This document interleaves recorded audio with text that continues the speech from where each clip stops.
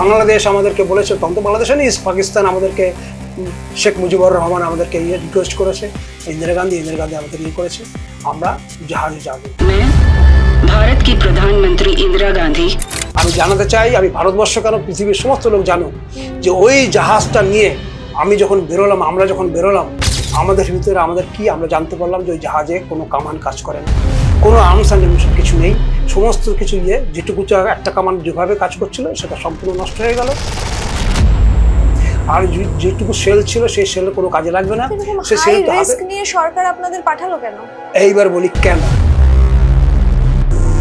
Gazi attack বলে একটি cinema হয়েছিল আমাদের, তো সেটার সাথে কতটা মিল আছে? নামটাই মিল আছে, কিছু রিয়েল ফ্যাক্টটাকে সরিয়ে দেওয়া হয়েছে। আইএনএস রাজপুত, এর প্রমাণ হচ্ছে এইটা লেখা আছে আইএনএস রাজপুত। আচ্ছা, 65 সালের যুদ্ধে যতটা আমার এক্সপেরিয়েন্স ছিল তার থেকে অনেক বেশি আমার 71 সালে। সেই সময় ইন্দিরা গান্ধী প্রধানমন্ত্রী। আপনি তাকে সাক্ষাৎ করেছেন যুদ্ধের আগে, যুদ্ধ হ্যাঁ, হওয়ার আগে? উনি ওনার একটা জিনিস ছিল, উনি জাহাজে আসতেন। হ্যাঁ। আচ্ছা। বিশেষ করে আমি তখন নেভির স্পোর্টস টিমে আছি, হঠাৎ আমাদেরকে বলা হলো যে টিমে যারা আছো সবাইকে জাহাজে যেতে হবে, তোমরা সব তৈরি হয়ে নাও, জিনিসপত্র গুছিয়ে নাও, তোমাদের কিন্তু জাহাজে যেতে হবে। পার্টিকুলারলি আমরা জানি না তখন কোন জাহাজে যাবো। আমাকে বলা হলো, তারপরের দিনকে আমাকে জানানো হলো যে you have been posted to INS Rajput.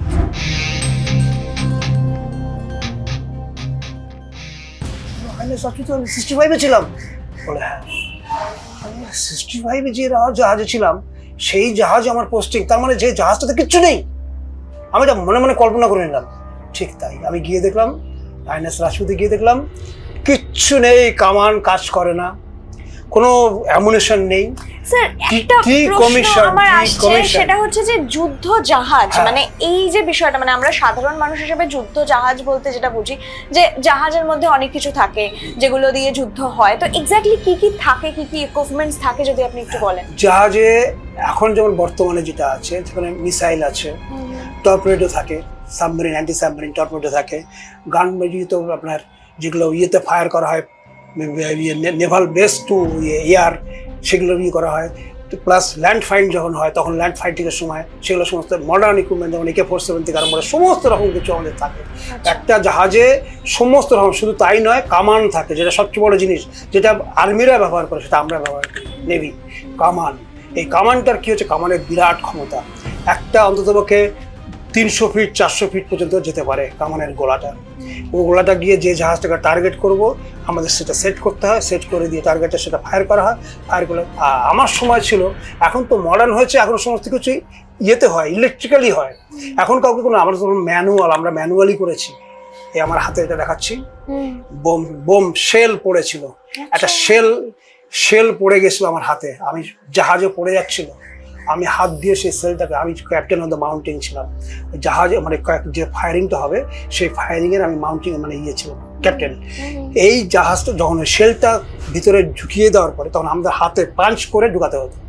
যে ছেলেটা পাঞ্চ করছে, মানে জাহাজের একটা হাতে এখানে ইয়েটা কি বলে গোলাটা, আর এই পাশে ইয়েটা এরকম সাইজের হয় একটা, ওই গোলাটা হাতে রেখে আর এই পিছন দিক দিয়ে এটা হাতে করে নিয়ে ওই মুখে নিয়ে গিয়ে পাঞ্চ করে, সেম টাইম ওটাকে ব্রিজটা মানে যেটা ইয়েটা ডোরটা, সেই ডোরটা ক্রস করতে হবে আমাকে, মানে একটা সেকেন্ড এদিক ওদিক হলে পরে সাংঘাতিক অবস্থা হয়ে যাবে।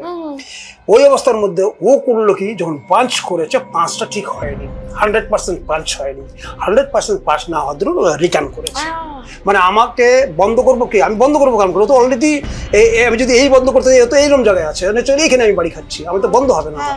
আমার ব্রিজ বন্ধ হবে কখন, আমি যখন এটা এইরকম জায়গা থাকবে তখন আমি ব্রিজ বন্ধ হবে, আমার তো এই জায়গায় থাকছে। আমি বুঝতে নিলাম, সাথে সাথে আমি ওখান থেকে জাম্প করে নিচে নেমে ওই শেলটাকে হাত দিয়ে বাঁচালাম, যাতে শেলটা জাহাজে না ফাটে। চিন্তা করে দেন জীবনে কত বড় ইয়ে, আমি পুরো জাহাজটাকে বাঁচালাম এই হাতের উপরে। আমার শুধু এইটুকু মনে আছে, আমি এটাকে টুকরো হয়ে গেল, দুটো ভাগ হয়ে গেল, আর কিছুক্ষণ পরে আমি মানে জ্ঞান আমি হারিয়ে গেলাম, মানে আমার মানে মোটামুটি জ্ঞান হারিয়ে গেল। শেলের একটা প্রচন্ড ওয়েট, সেই ওয়েটটা আমার পুরো নার্ভটা কি করে দিয়েছে। সেই অবস্থার মধ্যে ওই আমাকে ধরে ধরে নিয়ে গিয়ে ওরা সমস্ত হসপিটালে নিয়ে গেল, সেলাই হলো, এসব সেলাই হয়েছে। এই সেলাই হলো, তো সেদের ন্যাচারালি এই হচ্ছে আমার জীবনের সেই সময় জ্ঞান ফিরেছে আমার প্রায় ধরুন ঘন্টা 2-3 পরে, ঘন্টা 2 তখন দেখি আমি আমাদের নেভার জাহাজেই থাকে সিক বে মানে যেটাকে মানে হসপিটাল, সেখানেই আমরা জাহাজে আমাদের হসপিটাল। কত লোকের প্রাণ বাঁচিয়েছিলেন সেদিন? তো এটা হচ্ছে আমার বিরাট ইয়ে। কত লোক ছিল সেদিন? কত লোক ছিল আমাদের জাহাজে, আমরা প্রায় হয়তো বললাম 80 থেকে 90 জন। 80 থেকে 90 জনের প্রাণ আপনি একা বাঁচিয়েছি। এই অবস্থার মধ্যে ওই শিপ যেটা তখন আমরা দেখা হলো যে ওই কামানটা আর কাজ করছে না। চিন্তা করে দেখুন আমাদের কাছে কি, আমরা 71 যুদ্ধ করতে যাচ্ছি, বাংলাদেশ আমাদেরকে বলেছে, তখন তো বাংলাদেশ নেই, পাকিস্তান আমাদেরকে, শেখ মুজিবুর রহমান আমাদেরকে রিকোয়েস্ট করেছে, ইন্দিরা গান্ধী আমাদের করেছে আমরা জাহাজে যাব। সেই অবস্থার মধ্যে জাহাজ নিয়ে আমরা যুদ্ধ করতে যাব। সেই যুদ্ধতে আমরা যখন বেরোলাম মানে তখন আমাদেরকে এই যে কথাটা আগে বলা হয়েছিল যে আমি ওই জাহাজে যখন আইএনএস রাজপুতে জয়েন করলাম, তখন আমার কেন মনে হলো যে এই জাহাজটাতে আমি আসলাম কেমন করে আবার, কারণ আমি জানি যে এই জাহাজটা ডিকমিশনে যাচ্ছে। ডিকমিশন মানে ওই জাহাজটা যে কোনো ইয়েতে ওই যুদ্ধ যদি না লাগতো তাহলে ওটাকে স্ক্র্যাপ হিসাবে সেল করে দেওয়া হতো। সেই জাহাজটাকে যুদ্ধে পাঠানো না কেন, এইবার আমি বলবো। এটা আমার একটা বিরাট গর্বের কথা এখানে আমি বলতে চাই। আমি জানাতে চাই, আমি ভারতবর্ষ কেন পৃথিবীর সমস্ত লোক জানুক যে ওই জাহাজটা নিয়ে আমি যখন বেরোলাম, আমরা যখন বেরোলাম, আমাদের ভিতরে আমাদের কি আমরা জানতে পারলাম যে ওই জাহাজে কোনো কামান কাজ করে না, কোনো আর্মস অ্যান্ড অ্যামিউনিশন কিছু নেই, সমস্ত কিছু যেটুকু একটা কামান যেভাবে কাজ করছিল সেটা সম্পূর্ণ নষ্ট হয়ে গেল, আর যেটুকু সেল ছিল সেই সেলে কোনো কাজে লাগবে না। সে সেল নিয়ে সরকার আপনাদের পাঠালো কেন? এইবার বলি কেন। আমাদের বলা হলো তোমাদের দুটো কাজ, আইএনএস রাজপুতকে তোমাদেরকে দুটো কাজ দেওয়া হলো। এটা একটা বিরাট গর্বের কথা আমার, আমি গর্ববোধ করি এটা। ভারত সরকার আমাদেরকে চিন্তা করেছিল এবং আমাকে পাঠিয়েছিল সেই জাহাজে। কি জাহাজটাকে বলা হয় সুইসাইড অ্যাটাকার। যখন কোনো অস্ত্র থাকবে না, যখন কোনো কিছু নেই, তখন একটা মাত্র রাস্তা আছে সুইসাইড অ্যাটাক। জাহাজ করবে কি টোটালি ফুল স্পিড এগিয়ে যাবে, এগিয়ে গিয়ে যে জাহাজকে টার্গেট করবে সেই জাহাজের ঠিক সেন্টারে হিট করবে। ওই জাহাজটা ডুবে যাবে, আমিও ডুবে যাব। আমাদেরকে চিন্তা করে দেখুন আমার জীবনটা, মানে আমরা যারা জাহাজে ছিলাম আমরা জেনে গেলাম যে আমরা যাচ্ছি সুইসাইড অ্যাটাকার হিসাবে। এটা একটা বলবো আইএনএস রাজপুতের যারা ছিল সেই সময়, তারা প্রত্যেকে সত্যি বলছি তারা ভগবান তুল্য লোক। কতজন ছিল? আমরা হয়তো 125 জন ছিলাম। 125 এবং তারা প্রত্যেকেই জানছে যে আমাদের শুধু বলা হলো তোমরা চিঠি লিখে তোমাদের যারা বেসে যারা বন্ধু বান্ধব আছে তাদেরকে চিঠি লিখে দিয়ে যাও যে তোমরা বাড়ির লোককে যারা জানতে পারে, তোমরা যদি আমরা ফিরে না আসি, যদি আমরা মারা যাই, তাহলে তোমরা একটু চিঠিগুলো পোস্ট করে দিও, অ্যাটলিস্ট আমার বাড়ির লোক জানতে পারবে যে আমি এই কারণে মারা গেছি। এই অবস্থার মধ্যে আমাদেরকে বলা হলো, আমি বুঝতে পারলাম যে এই জাহাজে আমি ঢুকে আসলাম। 3 ডিসেম্বর আমাদের ডিক্লেয়ার হলো, ইন্দিরা গান্ধী ডিক্লেয়ার করলো ওয়ার, অফিসিয়াল ওয়ার ডিক্লেয়ার হলো, ডিক্লেয়ার্ড ওয়ার অন 3 ডিসেম্বর আমাদেরকে 3 ডিসেম্বরে বলেছিল তো তোমরা ইমিডিয়েটলি 3 ডিসেম্বর বেরিয়ে যাও, পাকিস্তানি সাবমেরিন আশেপাশে আছে ভাই জায়গায়। আমার তখন ডিউটি ইস্টার্ন সেক্টরে, আমরা তখন না আইএনএস রাজপুত যেমন 65 ওয়েস্টার্ন সেক্টরে ছিলাম, এই ইস্টার্ন সেক্টরে আমরা যখন করা হলো, আমাদেরকে বলা হলো যে তোমরা বেরোবে এবং রাজপুতকে এই পিএনএস গাজী কিন্তু প্রচণ্ড সফিস্টিকেটেড এবং তার যে ক্ষমতা আমাদের ভারতবর্ষে তখন কেউ ছিল না। ওর ক্ষমতা প্রচণ্ড ক্ষমতা, ওরা মাইন্ড সেট করতে পারে, ওরা অ্যান্টি সাবমেরিন করতে পারে, ওরা জাহাজ টু জাহাজ ফায়ার করতে পারে, ওরা এয়ারে ফায়ার করতে পারে ওই সাবমেরিন থেকে। কি সফিস্টিকেটেড! এই সাবমেরিনটা 64-এ আমেরিকা বিক্রি করে পাকিস্তানকে, এবং ওরা 65-এ ওয়ারেও এটাকে যেহেতু সাবমেরিনটা বলাতে আমার তখন মনে পড়ে গেল 65-এ এই সাবমেরিনকে আমাদের হাতে পড়েছিল। এই সাবমেরিনকে আমরা প্রচন্ড স্পিড, আর আমরা যেহেতু ওল্ড ডিস্ট্রয়ার, সুতরাং আমাদের ক্ষমতা অনেক কম, আমরা সে সময় ধরতে পারিনি। কিন্তু আমার ভিতরে একটা ছিল যে আমি সাবমেরিনটাকে পেয়েছিলাম কিন্তু মারতে পারিনি। এটা আমি জানি না কেন ভিতরের থেকে গিয়েছিল। যেই মুহূর্তে শুনলাম যে আমি সেই পাকিস্তানি সাবমেরিনকে মারতে যাচ্ছি, আমার ভিতরে একটা বিরাট হলো। এইবার আসলে বিক্রান্ত পিকচারে, কারণ হচ্ছে আমরা তখন জানি না কেন আমরা যাচ্ছি। তোমাদের বলা হলো যে তোমরা কিন্তু বিক্রান্ত, নো আইএনএস রাজপুত। তোমরা কোনো রকম কাগজপত্র, চিঠিপত্র, ইভেন্ট যে মেসেজ যাবে, ইভেন্ট যে যার সাথে দেখা হবে বা হবে, বলবে আমি আইএনএস বিক্রান্তে আছি। কেউ যেন জানতে না পারে যে আইএনএস রাজপুত এখানে আছে। আইএনএস রাজপুতকে ডিসগাইজ করে রাখা হলো, ক্যামাফ্ল্যাশ করে রাখা হলো, যে যাতে জানতে না পারে। আইএনএস রাজপুতকে বলা হলো তোমরা কিন্তু এই অবস্থার মধ্যে বেরোবে 3 তারিখে 3rd ডিসেম্বরে। আমরা কি করলাম, আমাদের হঠাৎ খেয়াল হলো মানে 4th মর্নিংয়ে আমাদের 3rd ডিসেম্বর রওনা দিয়ে আমরা 4th ডিসেম্বরের মাঝামাঝি রাত 2টোর সময় তখন ঠিক করা হলো যে ঠিক আছে 3rd ডিসেম্বর না, আমরা মিড নাইটে করে সেল করবো ওরা 2টো নাগাদ 4 তারিখে, মানে 4th ডিসেম্বর রাত 4টার সময় আমরা 2টোর সময় আমরা বেরোবো। এই আমাদের হলো ফাইনাল হলো। তারপরে যখন আমরা মোটামুটি এদিকে ইন্টেলিজেন্স রিপোর্ট আসছে, সমস্ত কিছু রিপোর্টগুলো যেগুলো আসছে, তখন তো ওই টেলিগ্রাফিক তখন তো ফোন বা কিছু নেই, টেলিগ্রাফিকের মেসেজ যেগুলো আসে, সেই মেসেজ যেগুলো আসছে যে মোটামুটি সাবমেরিন আশেপাশে কোথাও আছে। তখন আমাদের স্ট্র্যাটেজি আমরা চেঞ্জ করে দিলাম, আরও বলে যে না আমরা আর 2টায় বেরোবো না, আমরা 12টায় বেরোবো, 11:30 থেকে বেরোবো। এইবার কি হলো ন্যাচারালি, এবং আমরা যে বেরোচ্ছি এটা ইভেন আমরা যখন ভাইজাগ থেকে বেরোচ্ছি, ভাইজাগের লোকেরাও জানে না, মানে আমাদের নেভাল লোকেরাও জানে না, শুধুমাত্র একমাত্র আইএনএস রাজপুত অ্যান্ড হেডকোয়ার্টার, এই দুজনের মধ্যে কথা হলো যে রাত্রিবেলা 11:30 সময় বেরোবো আমরা, ইন্দিরা গান্ধীর স্পিচ শেষ হবে আমরা বেরোলাম। এবার কি হচ্ছে, ওখানে আমাদের যে মেসেজ পাঠানো হলো আইএনএস বিক্রান্তের নামে, কারণ বিক্রান্ত যেহেতু বড় জাহাজ, ওদের প্রচুর মেসেজ পাঠানো হয়তো, প্রচুর আছে আমাদের সমস্ত কিছু, এর অসুস্থ হয়েছে, এই এর মা অসুস্থ, যেতে হবে, এরম ছুটি চাই, এইসব এরম সমস্ত কিছু প্রচুর করে সবাইকে যাতে বুঝতে পারে ইন্টেলিজেন্স পাকিস্তানের যে আইএনএস বিক্রান্ত হবে। বাই দ্যাট টাইম আমরা জানি আইএনএস বিক্রান্তের টার্গেট কি বলে পিএনএস গাজীর। আমরা তখন আমাদের বলা হলো তোমরা আইএনএস বিক্রান্তকে সরিয়ে দেওয়া হবে, সরিয়ে দিয়ে একদম আইসোলেটেড এরিয়াতে নিয়ে যাওয়া হলো আন্দামানের দিকে, আচ্ছা, যাতে কেউ টের না পায়, একদম চুপিসারে নিয়ে যাওয়া হলো। বিক্রান্তকে সরিয়ে দেওয়া হলো এবং বিক্রান্ত আমরা সমানে কবর দিয়ে যাচ্ছি, বিক্রান্ত বেরোচ্ছি রাত্রিবেলায় 2টোর সময়, 4 তারিখ 2টোর সময় আমরা বেরোবো, এইভাবে বেরোলাম। এবং একটা জিনিস হচ্ছে যে ওখানে চ্যানেলটা খুব সরু, এই ভাইজাগের সেকেন্ড ওয়ার্ল্ড ওয়ারের সময় জাহাজ ডুবে যায়, ওখানে ডুবে যাওয়ার পরে ওই জাহাজটা তোলা হয় না, ন্যারো চ্যানেল হওয়ার জন্য একটা জাহাজ বেরোতে পারে, ওয়ান ওয়ে প্যাসেজ চাকা, একটা জাহাজ বেরোতে পারে আর একটা জাহাজ ওয়েট করে, তারপরে আবার ঢুকতে হয়, এরকম এই চ্যানেল দিয়ে আমাদের বেরোতে হয়। আমরা জানি যে আমরা যখন বেরোবো তখন যদি আমাদের কেউ অ্যাটাক করে বা কিছু করে, আমাদের কিছু করার থাকবে না। আমরা সেই জন্য টাইমটাকে পুরো চেঞ্জ করে দিলাম। টাইমটা চেঞ্জ করে দিয়ে আমরা তো 11:30 বেরিয়েছি, আমরা চ্যানেলটা ক্রস করলাম, সাথে সাথে আমার টিম, আমি যে টিমের লিডার ছিলাম হচ্ছে ডেপ্টার্স ফায়ারিং টিম, সেই আমাদেরকে বলা হলো তোমরা ইমিডিয়েট, ক্যাপ্টেন আমাদের বলে দিল যে ইমিডিয়েট তোমরা যেই চ্যানেলটা ক্রস করবো সাথে সাথে তোমরা ফায়ার করতে থাকবে, কন্টিনিউয়াসলি ফায়ার করে যাবে ডেপ্টার্স। আর ডেপ্টার্সের নিয়ম হচ্ছে ডেপ্টার্স ফায়ার করার সময় জাহাজ ফুল স্পিড রাখতে হয়, নাহলে আমার জাহাজটা ডুবে যাবে, মানে আমার জাহাজে হিট করবে, স্প্রিন্টারগুলো আমাদের জাহাজকে। সুতরাং আমাদের ফুল স্পিডে জাহাজ বেরোচ্ছে আর আমরা ডেপ্টার্স ফায়ার করছি। ডেপ্টার্স ফায়ার করে ডেপ্টার্সটা 40 ফুট নিচে যায়, জলের নিচে গিয়ে সেখানে বাস্ট করে তারপরে সেই জলের ইয়েটা স্ফুলিঙ্গটা ছড়িয়ে যায়, পুরো সমুদ্র ছড়িয়ে যায়। এইবার আমাদের করতে করতে প্রায় বেশ অনেকক্ষণ কেটে গেছে, তো আর ঘড়ি দেখা বা দেখা কিছুই না, বুঝে গেল যে অনেকক্ষণ কেটে গেছে। কাটার পরে হঠাৎ দেখলাম একটা বিশাল সাউন্ড, একটা প্রচণ্ড, যেটা আমাদের ডেপ্টার্স ফায়ারের থেকে আলাদা। ডেপ্টার্স ফায়ারে আক্রমণ আলাদা শব্দ হয়, সেটা আমাদেরকে জানা আছে এবং আমরা দেখতে পাচ্ছি প্র্যাকটিক্যালি। আর এই সম্পূর্ণ অন্য একটা শব্দ পেলাম, শুধু তাই নয়, জাহাজে জলটা উঠলো প্রায় আমাদের যদি মানে 20 ফিট সি লেভেল থেকে ওঠে, ওদের প্রায় 50 ফুট উঠে গেল উপরে। তখন আমরা যে বিশাল কিছু হয়েছে, আমি বুঝতে পারছি না, যে কোনো কিছু হোক না করে একটা বিশাল কিছু হয়েছে এই ভাবছি। আর তখন কোনো ডিটেক্টর নেই না, কোনো ডিটেকশনের ব্যাপারই নেই। এখন যেমন সমস্ত কিছু দেখা যায় জলের নিচে কি আছে না আছে, তখন কিছুই নেই, আমরা কিছুই জানি না, আমাদেরকে কেউ চেনে না। এখন যেমন একটা যুদ্ধে গেলে পরে তার ফটোটা সবচেয়ে আগে পাবলিক দেখে নেয়, আর আমরা যে যুদ্ধ করে আসলাম আমাকে কেউ চেনেই না।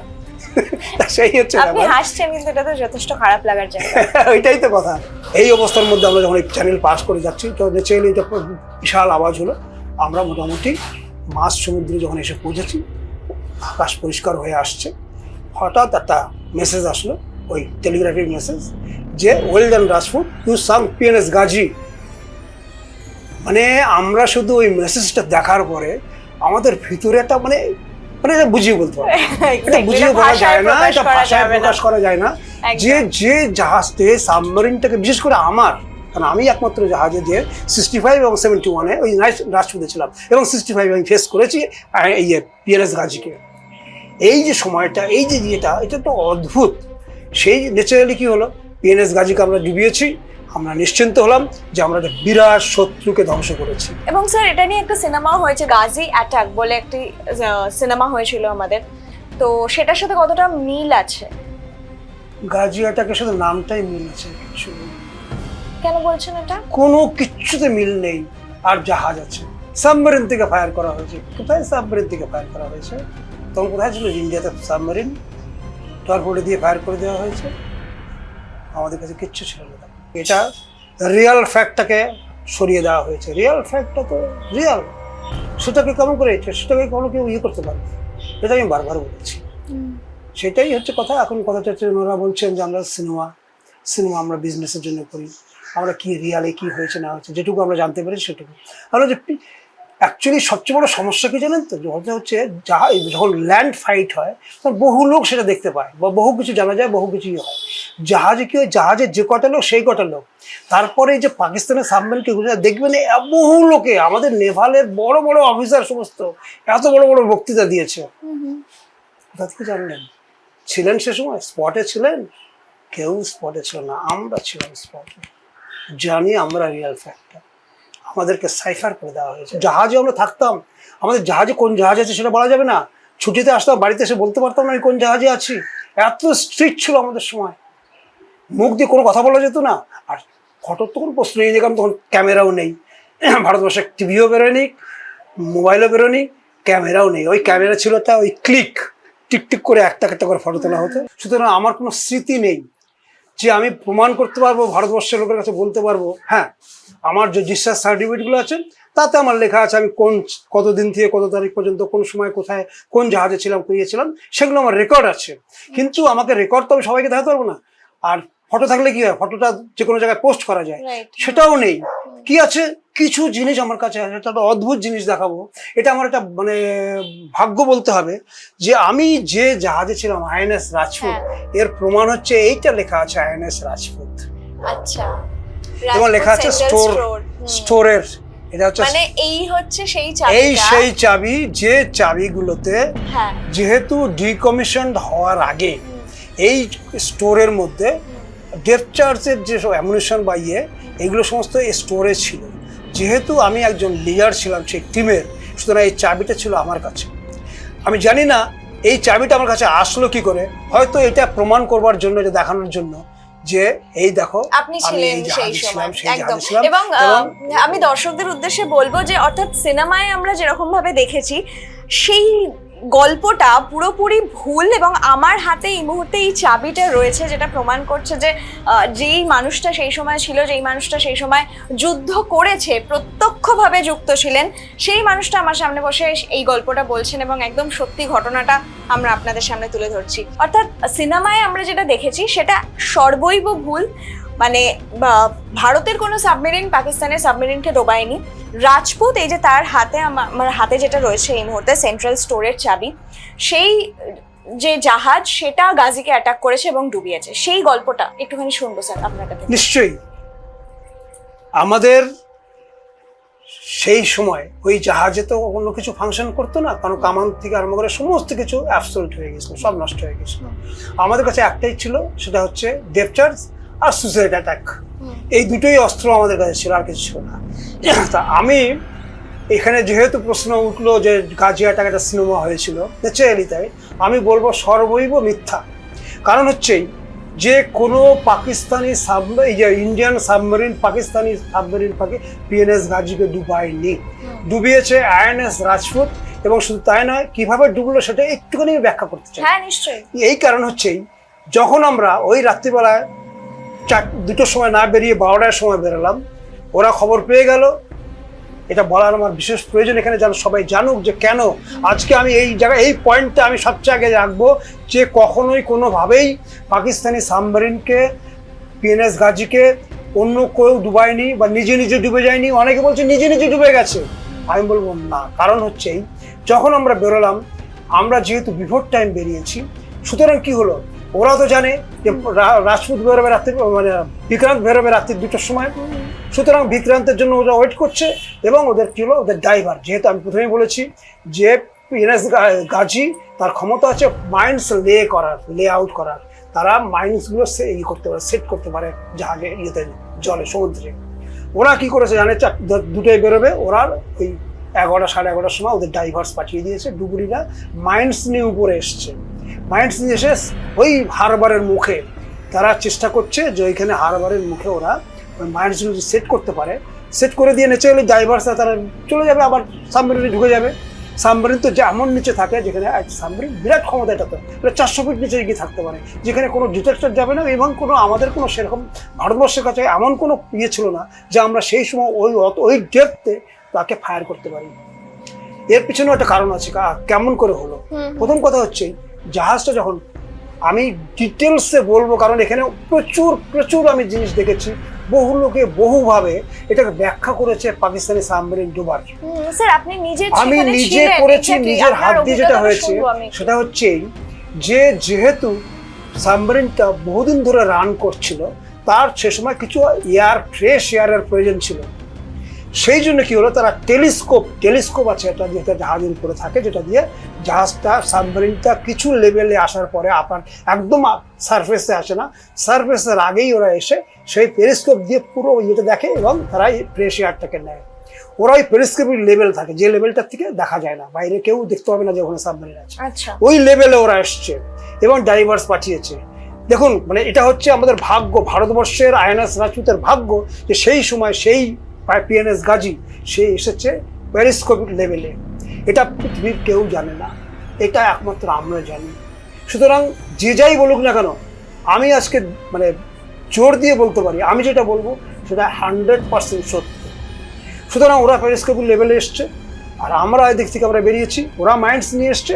আমরা যখন ডেপথ চার্জ ফায়ার করেছি, ওরা তো ভাবতে পারেনি কখনোই যে এই সময় জাহাজ বেরোতে পারে, মানে বিক্রান্ত বেরোবে। ওরা তো জানেন রাজপুত বিক্রান্ত বেরোবে। আমরা যখন বেরিয়েছি, বিক্রান্ত নাম করে বেরিয়ে আসছি, আমরা ডেপথ চার্জ ফায়ার করেছি, যখন ওই ডেপথ চার্জের স্প্রিন্টার গিয়ে হিট করে মাইন্ডসে। আমি একদম ডিটেলসে বলবো কেন ইয়ে হয়। ডেপথ চার্জ ফায়ার বাস্ট করে মাইন্ডস, একটা মাইন্ডস থেকে দুটো মাইন্ডস থেকে 3টে মাইন্ডস, পরপর যে মাইন্ডসটা চাললে সবসময় একটা কানেকশনে থাকে, মেইন কানেকশন থাকে জাহাজের সাথে, মানে সাবমেরিনের সাথে। এই যে যখন হলো, এই ঘটনাটা কেউ আজ পর্যন্ত ডিসক্রাইব করেনি আমি ছাড়া, কারণ আমি হচ্ছে প্রত্যক্ষদর্শী, তো সেজন্য আমি যেটা বলছি সেটা। এই যে মাইন্ডসগুলো সেট করেছে, এই মাইন্ডসগুলো সেট করতে গিয়ে এই মাইন্ডস বাস্ট হতে গিয়ে সাবমেরিনটা বাস্ট। আমরা কিন্তু ডাইরেক্টলি হিট, আমি আবার বলছি, আইএনএস রাজপুত কিন্তু ডাইরেক্ট হিট করেনি সাবমেরিনকে, কারণ রাজপুতের সেই ইয়েটা নেই। রাজপুত ফায়ার সেই ক্ষমতাটাই ছিল না, আমাদের কাছে কি ছিল, কিচ্ছু ছিল। আমরা তত বড় আমাদের মনের জোরে আমরা বেরিয়েছিলাম। আইএনএস রাজপুত ডিকমিশন হওয়ার জাহাজ, সেই জাহাজ, এটা পিএনএস গাজী, পৃথিবীর সবচেয়ে সফিস্টিকেটেড সাবমেরিন, সেই সাবমেরিনকে মারবার জন্য বেরিয়েছি। কত বড় দৃষ্টতা আমাদের ভাবতে পারে, সবাই চিন্তা করবে যে এত বড় দৃষ্টতা আইএনএস রাজপুতের, যে একটা সাবমেরিনটাকে চিন্তাই করতে পারে না, পৃথিবীর কেউ চিন্তা করতে পারে না, পৃথিবীর কেউ চিন্তা করতে পারে না যে সাবমেরিনকে মারা যায়। সেই জাহাজকে আমরা মারবার জন্য বেরিয়েছি এবং দৃঢ় প্রতিজ্ঞ আমরা। এই একটার পর একটা মাইন্ডস বাস্ট হয়েছে। এরপরে বলবো কেমন করে জানলাম। মাইন্ডসগুলো হলো পরপর বাস্ট হলো, সাবমেরিনটা হয়ে গেল, ডুবে গেল। ন্যাচারালি মুখটা বাস্ট হওয়ার দরুন ওখানে জল ঢুকে গিয়ে যত 90 জন ছিল, 90 জন spot death, 90 soldier spot death হচ্ছে পিএনএস গাজী। এটা কি করে জানা গেল? যে আমি ভোরবেলায় বললাম যে অন্ধকার থাকার সময় একটা আসলো, মেসেজ আসলো, you well done Rajput, you sunk PNS Ghazi. কারণটা হচ্ছে ওই সময় ফিশারম্যান, কিছু লাইন আছে যেখানে ফিশিং করতে পারে, ইভেন ওয়ার টাইমও। ওরা গিয়ে দেখে যে কিছু জিনিস মানে যে ভাবতেই পারে না যে এরকম ধরনের জিনিস এখানে জলে ভাসতে পারে। ওরা দেখে, এসব দেখে ওরা খবর দেয়, ডেড বডি ভাসছে, দেখে মাইন্ডসের মধ্যে, মাইন্ডসের তো বোঝে না। যা হোক, ডুবুরিগুলোর পিছনে সিলিন্ডার আছে, ন্যাচারালি গ্যাস থাকে, অক্সিজেন সিলিন্ডার, সেসব দেখে ওরা ফোন দেখে সাথে আমাদের জাহাজ তুলে দিয়ে একদম সাথে স্পটে চলে আসে।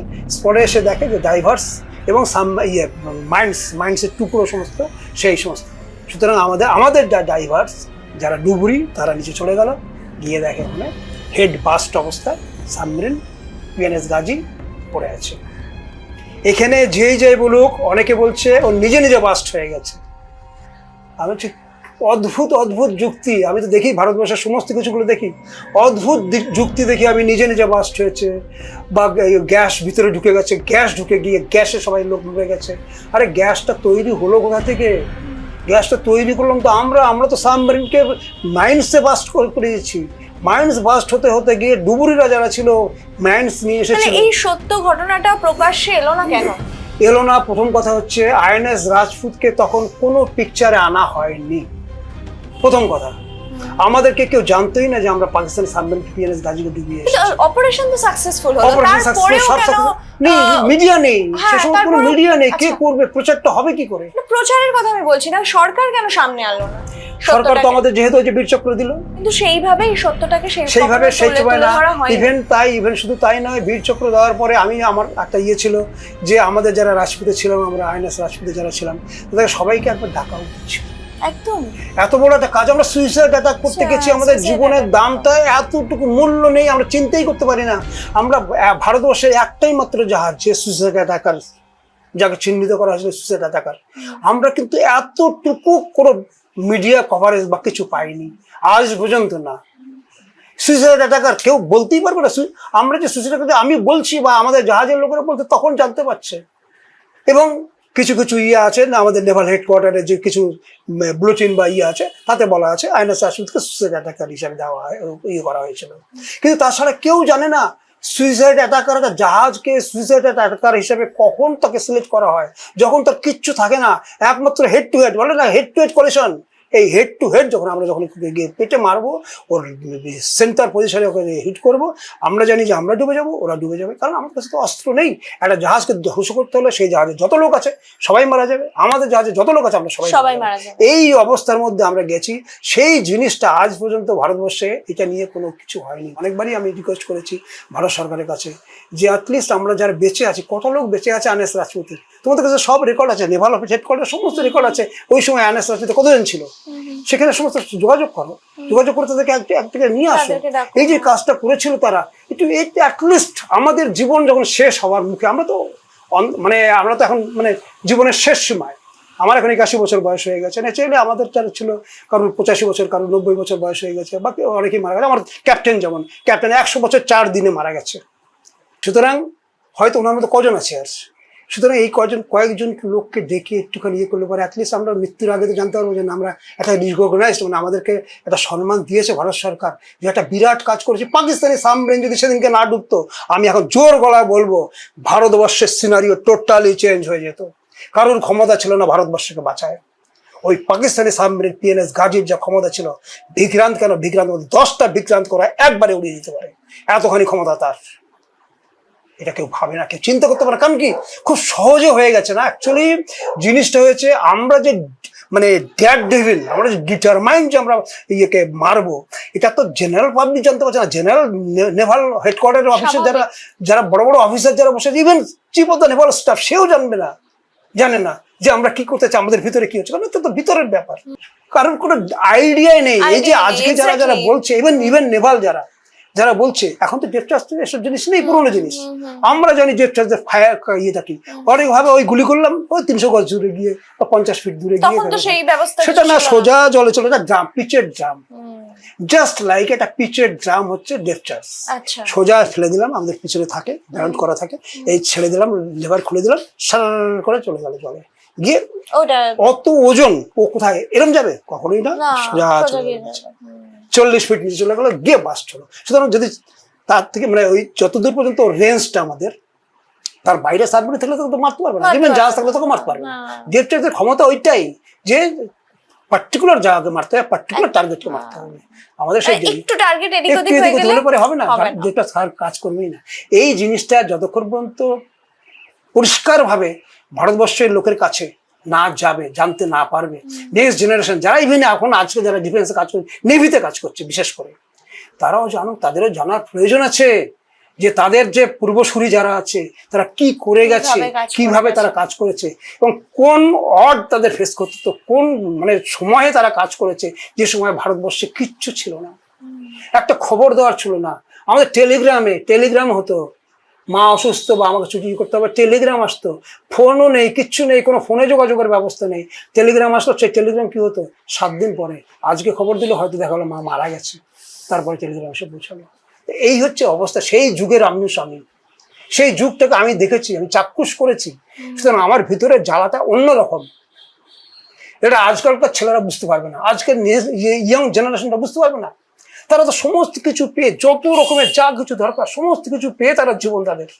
আর আমরা না পাওয়ার জীবন, আমাদের সব পাওয়ার জীবন আর না পাওয়ার জীবন, দুটো মধ্যে হেলান এখন ডিফারেন্স। আমরা না পাওয়ার যুগের লোক, কিছুই ছিল না। নেভিতে জয়েন করলে সবচেয়ে আগে দেওয়া হয় এটা, এই সেই নাইফ। এই নাইফকে আমি আজ 61 বছর এটা আমার কাছে আছে। যেদিনকে আমরা যে ইয়েকে ডুবালাম, পাকিস্তানি সাবমেরিন পিএনএস গাজীকে ডুবালাম, তার ঠিক একদিন কি দুদিন পর আচ্ছা আমরা যখন পেট্রোলিং ডিউটি করছি, হঠাৎ দেখি তুমি এটা চক্কর দিলাম পুরো জাহাজটা। চক্কর দিয়ে দেখলাম পেইন্ট যেগুলো করা আছে জাহাজে, দেখলাম যে কিছু বোল্ড লেটার আছে, তার উপরে পেইন্ট করা। তখন আমাদের ডাউট হলো নিশ্চয়ই এমন কিছু ওটা ওরা সাপ্রেস করছে, কোনো নাম ছিল জাহাজের, সেই জাহাজের নাম। তারপর ডেরিকগুলো দেখলাম, যেগুলো মালবাহী জাহাজের ডেরিক, আর এই জাহাজের ডেরিকগুলোকে এটা মানে বোঝাই যাচ্ছে এটা নতুন করে লাগানো হয়েছে। আমরা যখন উঠছি হঠাৎ দেখি ওই যে সামনে যে দাঁড়িয়েছিল যে ইয়েটা পাঠান, সে নিচু হয়ে গেল। নিচু হয়ে গিয়েই দেখি একটা রাইফেল বের করে